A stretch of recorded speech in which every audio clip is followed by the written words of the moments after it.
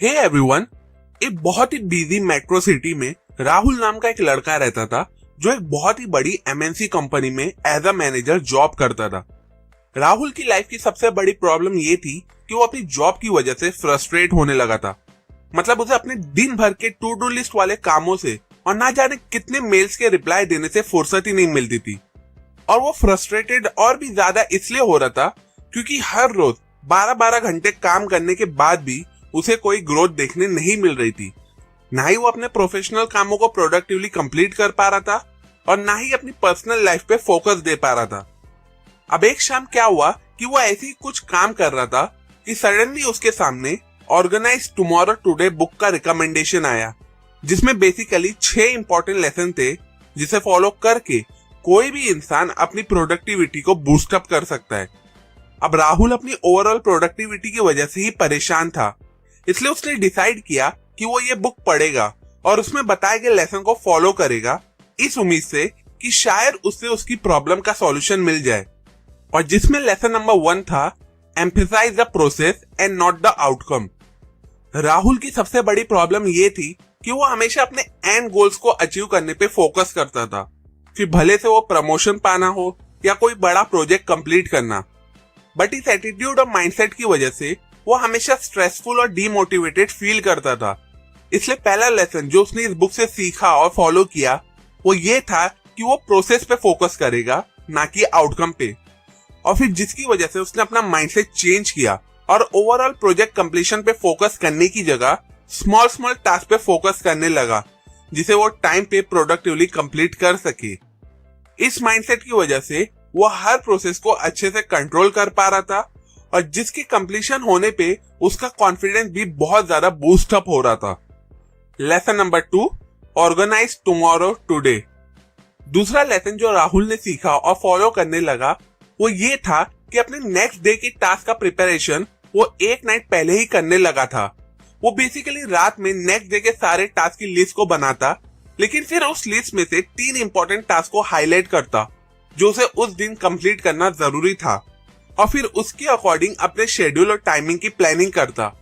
इस सिंपल से अप्रोच की वजह से उसे नेक्स्ट दिन के टास्क की क्लैरिटी मिलने लगी थी कि कौन सा काम उसे करना चाहिए और कौन सा नहीं, जिसकी वजह से जो उसका स्ट्रेस और फ्रस्ट्रेशन लेवल था वो बहुत ही कम होने लगा था।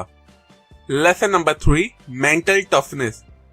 जरूरी नहीं कि एक रात पहले आपने जैसी प्लानिंग की हो वो हमेशा उसी तरह से एग्जीक्यूट हो, और ये चीज राहुल को भी कई बार रियलाइज हुई, जिसकी वजह से वो डीमोटिवेटेड भी हो जाता था। लेकिन फिर अपने मोटिवेशन और कॉन्फिडेंस लेवल को बनाए रखने के लिए उसने तीसरा लेसन फॉलो करना शुरू किया, जो था खुद को मेंटली टफ बनाना। वो हर सुबह जब उठता तो आंखें बंद करता है और कुछ देर के लिए विजुअलाइज करता है कि उसके सारे प्लान किए हुए टास्क वो सक्सेसफुली टाइम पे कंप्लीट कर रहा है।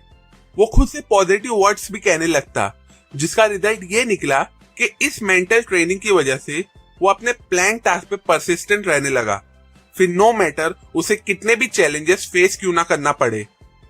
Lesson number 4, time management. देखो, राहुल के फ्रस्ट्रेशन के पीछे का एक मेन रीजन उसकी लॉन्ग टू डू लिस्ट भी थी, जिसे वो प्रॉपर्ली मैनेज नहीं कर पा रहा था, और जिसके पीछे एक मेन रीजन था उसकी पुअर टाइम मैनेजमेंट स्किल। इसलिए 4th लेसन को फॉलो करते हुए उसने अपनी इस स्किल को बेटर बनाना शुरू किया और अपने हर काम के लिए एक टाइम स्लॉट फिक्स कर दिया।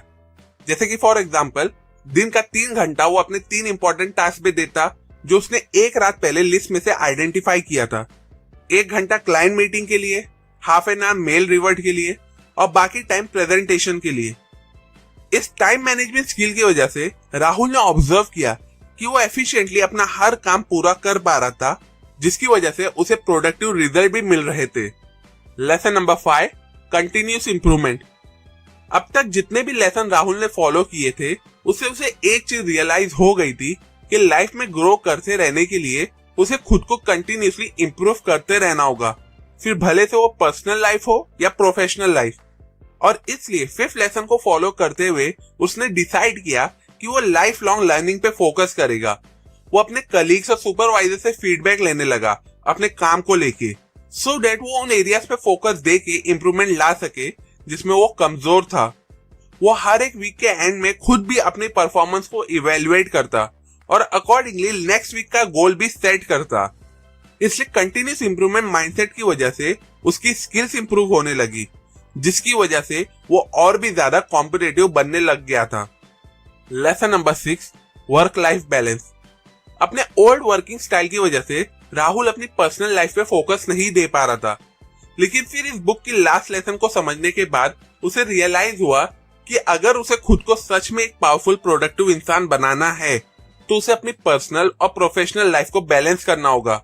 और इसके लिए राहुल ने अपने ऑफिस के कामों के लिए एक बाउंड्री सेट की, जहां उसने डिसाइड किया कि वो सिर्फ इतने बजे तक ही ऑफिस का काम करेगा, सो दैट वो एक गुड अमाउंट ऑफ टाइम अपनी फैमिली को, अपनी हेल्थ, अपनी हॉबीज और खुद को रिलैक्स करने के लिए दे सके। इस न्यू रूटीन को फॉलो करने से राहुल को रियलाइज हुआ कि वो अब अपनी दोनों लाइफ, पर्सनल और प्रोफेशनल में बहुत ही ज्यादा प्रोडक्टिव बन चुका था। सो टू कंक्लूड, इस सिंपल 6 लेसन्स को फॉलो करके राहुल ने अपनी स्ट्रेसफुल लाइफ को प्रोडक्टिव और क्रिएटिव लाइफ में कन्वर्ट कर पाया, जिसकी वजह से उसे अपनी प्रोफेशनल लाइफ में ग्रोथ भी मिला और अपनी पर्सनल लाइफ में भी वो पीसफुली रहने लगा। इसलिए आप भी एक प्रोडक्टिव और पीसफुल लाइफ जीना चाहते हो तो इस बुक में बताए गए लेसन्स को पढ़ो और आज ही से फॉलो करना शुरू कर दो।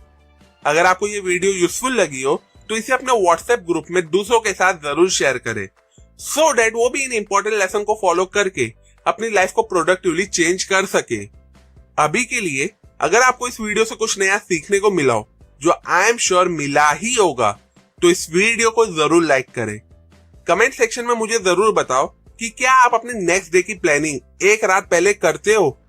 सेल्फ एजुकेशन और बुक रीडिंग की हैबिट को ज्यादा से ज्यादा लोगों तक पहुंचाना मेरा मिशन है, तो मुझे मेरे इस मिशन में सपोर्ट करने के लिए मेरे यूट्यूब चैनल को जरूर सब्सक्राइब करें और हाँ, उस बेल आइकॉन पे क्लिक करना ना भूलें। And finally, thanks for watching.